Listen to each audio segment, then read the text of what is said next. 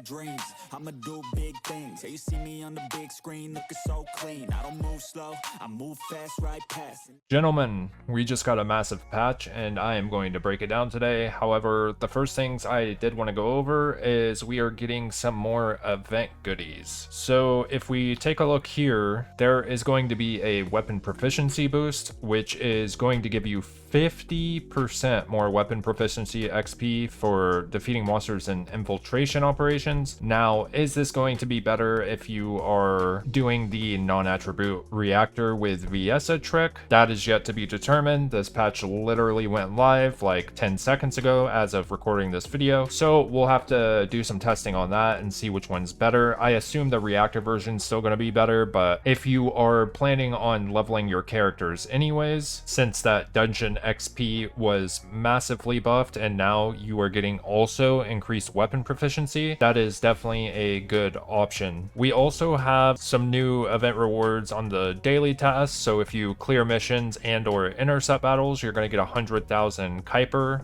each, so that's 200,000 Kuiper per day, as well as they are continuing the 30% Descendant experience gains. Keep in mind the duration of these is 5 hours, so if you are not leveling, you can just store them in your mailbox until you're ready to use them. If you do claim them, it is going to go into effect immediately. They are also going to be giving out fine adjustment control axes, which is good. This is one of the most important materials in the game for re-rolling your weapon stats, so I definitely love this. All you have to do is complete one research, which you're already going to be doing most of these things anyway, so it's just passive rewards. They are trying to keep players logging into the game, and I think it's a good system to keep adding these daily login rewards or daily tests, and it'll definitely encourage some more people to log in to try and do dailies. They also added, I don't know if y'all watched my video on it, I said that they should add energy activators and catalysts into the battle pass, which they just did. So they added page 13 now, so if you are finished with the battle pass, I would highly recommend you go and claim these. It is going to be on page 13, and they give you one crystallization catalyst and one energy activator, so it seems like the devs are very much listening to the community. I do kind of wish the battle pass was a little bit harder to level. I feel like I leveled to 100 in like one seasonal mission, like 1 or 2 seasonal missions, but it is what it is. A lot of people said it was too hard to level the battle pass, so they ended up changing it. Me personally, I would have preferred it being a little bit harder just to kind of give me something to strive towards. However, it's not like that big of a deal. It's just kind of my opinion, but the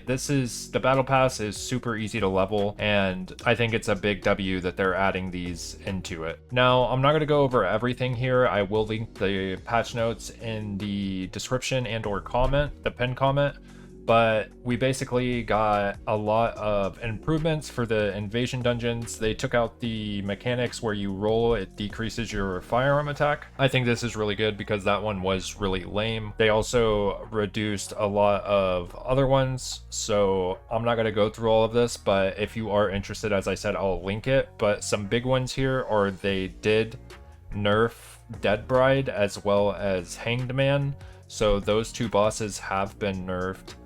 For Dead Bride, they decreased the frequency of teleport while she's frenzied, decreased the range of snowstorm, which is going to be that ice dome, and then decrease the part HP of the amplifier. And for Hanged Man, they greatly reduced the part HP of the charger, the object inside the mouth that attacks while frenzied, so that way if you kill the thing inside of his mouth, you know, it'll stun him or weaken him, whatever you want to call it. Greatly reduce the damage of Thunder Wave, so that's when he just spams that thunder ability like at your entire party and it used to like one-shot you. Greatly reduce the damage of Charging Laser. So yeah, it's just nerfs all across the board. They are making that easier. Aim assist has been fixed. If you are a console player, they buffed the aim assist, so you should notice a significant change with that. This was the notice right here that they added page 13 for the season 1 battle pass. Crystallization catalyst and energy activators have been added as rewards, as we saw in the beginning of the video. This is what they had to say about it. To meet the community's expectations for further improving the value of the battle pass rewards, we temporarily added page 13 for the the Season 1 Battle Pass while providing those 2 rewards. Even if you have already reached Season Level 96, you can still receive the additional rewards on page 13. The dev team is working hard to incorporate feedback from the community to further improve the game and provide more value to players. I think this is extremely good what they're doing. My only concern is with all of these weapon proficiency buffs, Descendant boosts, daily login rewards, outpost buffs, like everything like that, people are going to be finishing the content much quicker. So while I think it's a good thing, it can also be a bad thing, but we'll have to wait and see how it plays out. But it does look like they are speeding up everybody's progression. So if you are trying to level, like for the past, you know, like 2 weeks, we've been getting Descendant XP boost, so it's like a lot easier to level now, right? Because you also got increased XP in the dungeons that got buffed. Like for example, if you go run biolabs with like a Descendant XP booster on, you are getting a massive amount of XP. 4 to 5 runs, you're going to be leveled to 40 essentially, somewhere around there. I don't remember exactly how many runs, but it doesn't take long. It takes like 20, 25, 30 minutes. So yeah, we'll have to see how that pans out. Overall though, I think it's a W. I just feel like people are going to run out of stuff to do quicker, but we'll have to cross that bridge when we come to it. They also did a ultimate weapon buffs. So they buffed quite a few weapons here. They buffed the Wave of Light, which was a scout rifle, decrease the recoil while increasing the firearm critical hit rate, increase the duration of the effect depending on the enhancement level. Hitting enemies while solar halo is active now creates dusk, inflicting lunar halo to enemies within the range. Hold on. Caffeine, yum. Alright, moving on. Firearm attack increases on hitting enemies inflicted with Lunar Halo. Improve the base performance and unique ability of the ultimate weapon King's Guard Lance, so this is going to be a beam rifle. Increase the base fire rate of King's Guard Lance while decreasing the base time it takes to charge. You can now place up to 3 Guardian Lances, and the lances automatically attack enemies within the damage range when placed. I have like none of these weapons. I need to go craft these so I can test them. The damage interval of the Guardian Lance is now affected by the fire rate. Increased duration of the Guardian Lance. Increased duration increase upon hit and damage rate of Guardian Lance with the maximal possible increase in range being limited. Cool. Oh, shotguns. This should be good. Improve the base performance and unique ability of the ultimate weapon Executor shotgun. I almost said Executor, but it's Executor. Oh my god, my brain. Increase the base hip fire accuracy and aim shot accuracy of Executor. When the Executor's exaltation effect is active, failing to hit all fired bullets will no longer decrease the amount of stacks. Decrease the maximum stacks of the effect, and firing the gun at maximum stacks will no longer disable the ability. Increased accuracy and firearm critical hit rate based on the adjusted maximum stacks. The effect... Bro, get this out of my way. Why is this here? Firearm critical hit damage and fire rate are also increased now. Let me do this. There we go. Cool. So shotguns got buffed. I don't have this weapon. I went to max like the best weapons first, and I left the like worst weapons for last, but it looks like a lot of these are getting buffed, so I do need to go craft these. The weapon effect at maximum stacks now increases weak point damage instead of firearm attack. Nice. Firearm attack is no longer increased when hitting enemies inflicted with electrocution. Improve the base performance of the Peacemaker. The single reload for peace effect is now also granted when using a fusion skill. Oh, interesting.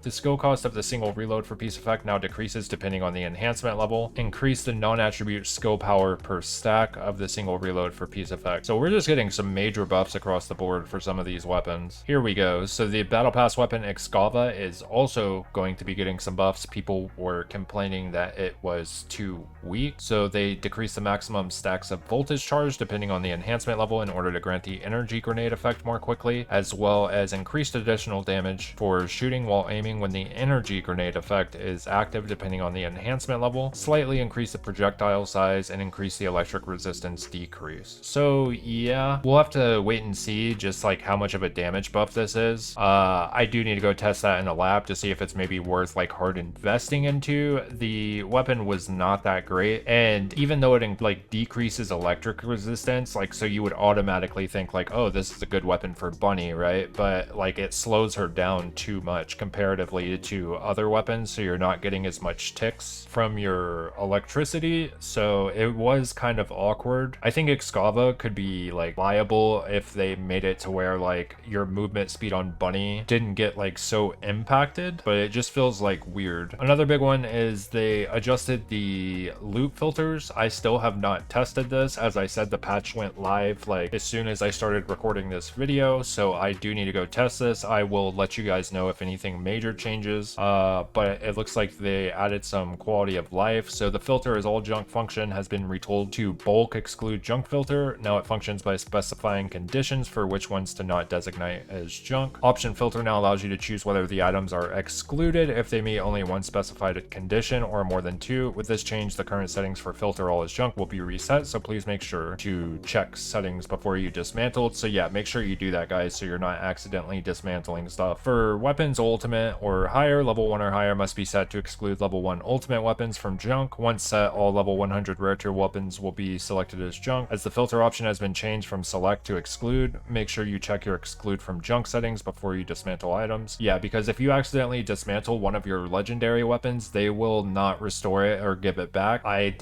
accidentally dismantled like 5 of mine when I first started playing this game, so definitely make sure you are being careful when you are, because I know it can be a habit of you just like constantly dismantling your inventory, so make sure you are favoriting your guns and setting your filters correctly, because if you dismantle it, as I said, it's I emailed support and I asked if they could restore my weapons, and they said they couldn't do it, so keep that in mind, guys. You can now immediately choose a selectable reward before you begin hard infiltration missions. I don't really know what this means. Let's find out, actually. Okay, I see. So basically they just changed this up here, so now you don't have to click change and then hit spacebar or whatever to change it to the other one. You can just rotate it like this. So yeah, you're just gonna click it like that instead. Small quality of life update, I suppose. The weapons list in Customize now displays the status of skins for each weapon. At the library, the items obtained from research are also displayed in the acquisition info. You can also check tooltips for amorphous materials now. Oh, that's really neat. So this is what they're talking about. So look, if I scroll over here, it shows me everything inside of it. That's really good. I like that a lot. I won't have to keep going back to my journal to make sure it's the correct one. It now shows it.